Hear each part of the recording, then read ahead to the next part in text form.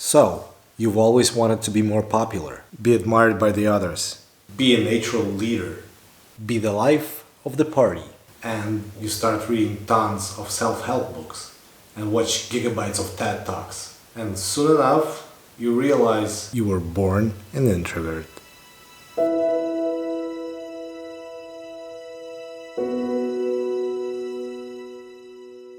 Tough break? Nah, you are way more lucky than they are. You just don't know it yet. First, let's go over the terms. There is a number of definitions of introversion in modern psychology. I have found that my experience tends to lean towards the Big Five model, which was developed in 1960s. Introvert is a person who feels best stimulated by his own thoughts and emotions, as opposed to creating energy from the external things, which is extroversion. I've worked with a lot of people who you would call introverts, only they were not shy or timid at all. Some of the best creatives that I was lucky to work with were introverts. They just loved doing work by themselves and then presented to a team. Only there was nothing shy about how they defended their ideas. While being great problem solvers, they just seemed burdened by the fact that they had to drag others along with them.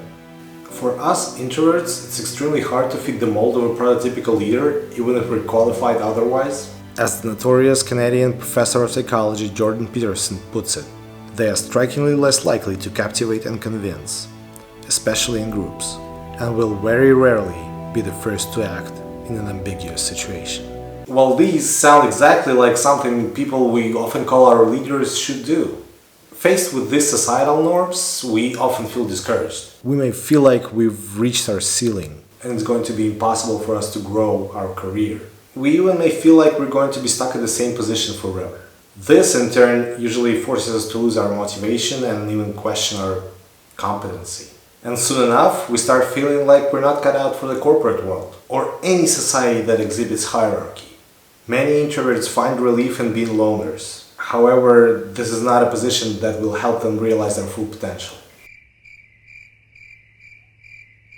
After all, as social creatures, we want to feel like we belong, like we contribute. So, what should a poor little discouraged introvert do in order not to feel worthless? Certainly not try to become an extrovert.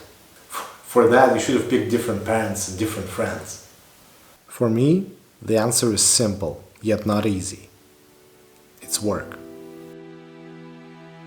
I have decided that in order to be respected by the society I am forced to belong to, I needed to be so good that they cannot do without me.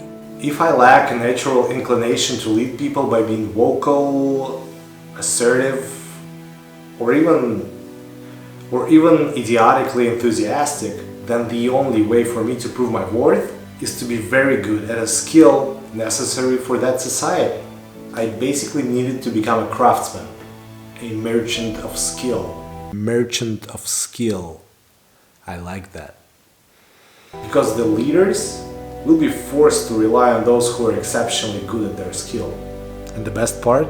You can develop the skills on your own. Being an introvert is only going to help you in this pursuit, because you're wired to feel good spending time with yourself and your thoughts. So you can spend the time needed practicing in the proverbial basement, honing your craft day in, day out. And you will have an easier time than extroverts doing so, because they need this external stimuli. They need to show off their workouts on the Instagram. They need the likes to be encouraged and to keep on pushing.